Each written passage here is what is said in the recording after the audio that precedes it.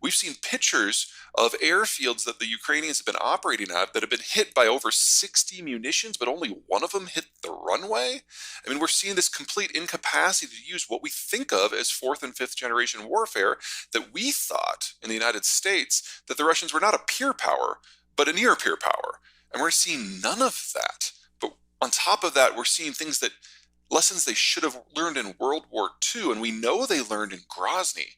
If you've got a tightly packed convoy, that means all the other guy has to do is hit the first vehicle and hit the last vehicle, and then they just dice up everything in between. That's happened dozens of times. The Russians have lost all the hard lessons that they've paid for with blood in previous conflicts, and it's just stupefying. Now, I do have a theory, and it folds into some of the other things that are going on right here with the why now. The Russian birth rate has been declining for decades. And when you have things like famines or World War, you have a lot of people who are killed, the birth rate in those years is significantly lower. And the Russians have had these things stack on top of each other because there was World War I, then there was World War II, then there was collectivization, then there was Brezhnev. And at each stage, the kind of the melon scoop out of the demographic structure got bigger, with the biggest one of all being the post-Soviet collapse in the 1990s. Well, the people who were born in the post-Soviet collapse are now about to be all of the draftable population.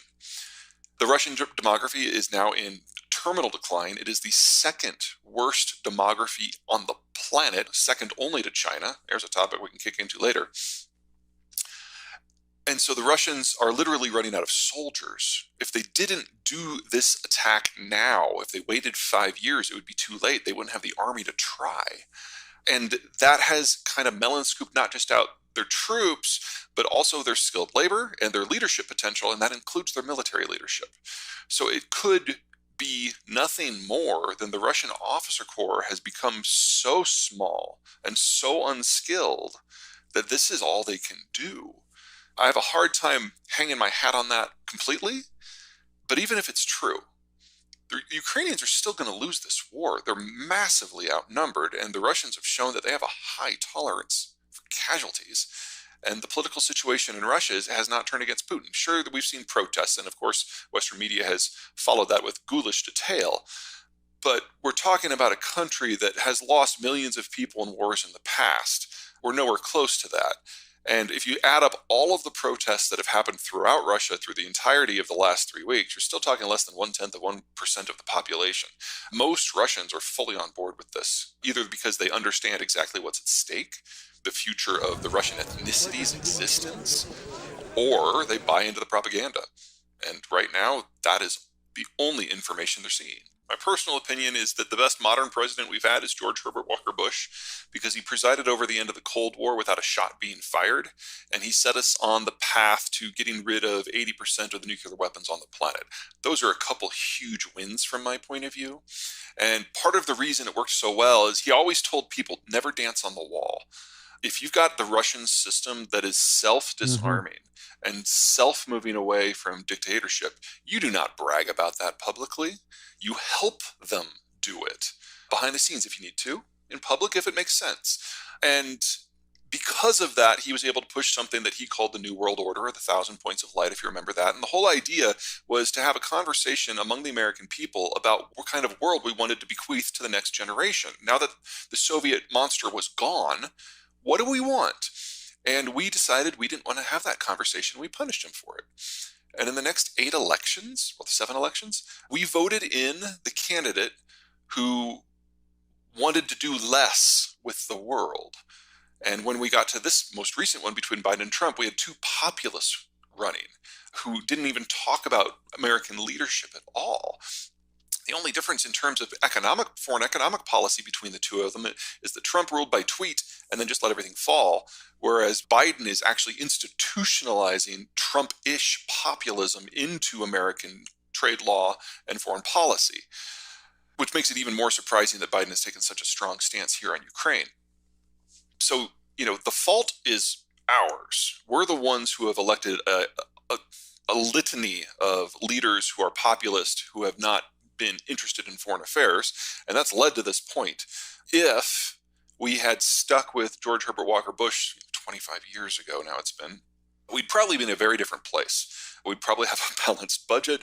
We probably would have been better prepared for the COVID epidemic. The Russians would probably not be a threat. China would be a radically different place. Because remember, this is the guy who was in charge during Tiananmen, and he set things into motion to take us in a very different direction. And then Bill Clinton just wiped it all away. So, if you're looking for a point, an inflection point, that's well in the past.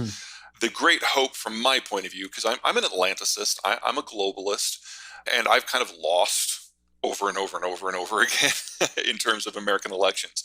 But the hope is that this conflict in Ukraine will trigger Americans to finally have the conversation that Bush Sr. wanted us to have. And if we have a national debate about our place in the world and what we want to see, maybe that will take us into a better place than we are now. But right now, we're dealing with international disintegration. Because even if this war ends today, we're still looking at a multi-year energy crisis and a multi-year agricultural crisis that is going to generate famines that cover continents. And the energy crisis is going to trigger a global depression that will last years. I mean, that's just where we are now. The supply system has been disrupted on both points. And it will take us a minimum of 5 years to fix that. I'm talking more about his economic policy, especially when it comes to trade. Both him and Trump are broadly anti-trade. Every single thing that Trump did on his way out the door versus the Chinese and versus the Europeans is still there. There's actually only one thing that has changed. So, we still have all the sanctions on the Chinese. We still have all the domestic reindustrialization policies. We still have all the trade tariffs on everyone, with one exception. We did cut a deal with the Europeans, so that any steel that comes into the United States and Europe, if it's made with a lot of coal, will not get access. And that was specifically targeted against China. But honestly, I see that as just another tariff. But in everything else, he is putting the flesh on the bones that Trump started. It's disturbing to a certain degree, whether you're on the left or the right, the similarity between the two men when it comes to outcomes. Well, let's start with the headline. The Russian government has been working to undermine the United States pretty much nonstop for the last 15 years.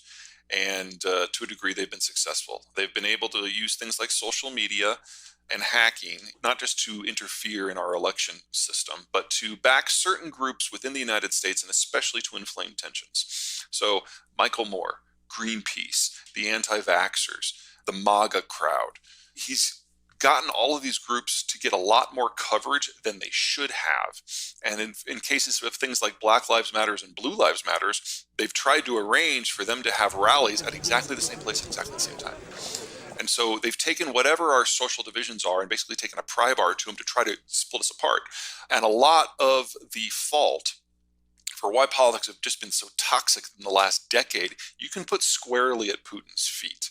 And I have certainly noticed on my Twitter feed that I have gone from dealing with dozens of trolls a day to like 5, because the Russians no longer have access. So the elimination of RT, the state media firm, from global audiences has been wonderful for political discourse. And I don't mean to suggest that Russians are the only problem here, but you've got to admit, in the last 3 weeks, a lot of the heat in the internal political debates has gone down because social media all of a sudden is not nearly as nasty as it used to be. So that's just kind of the one general current.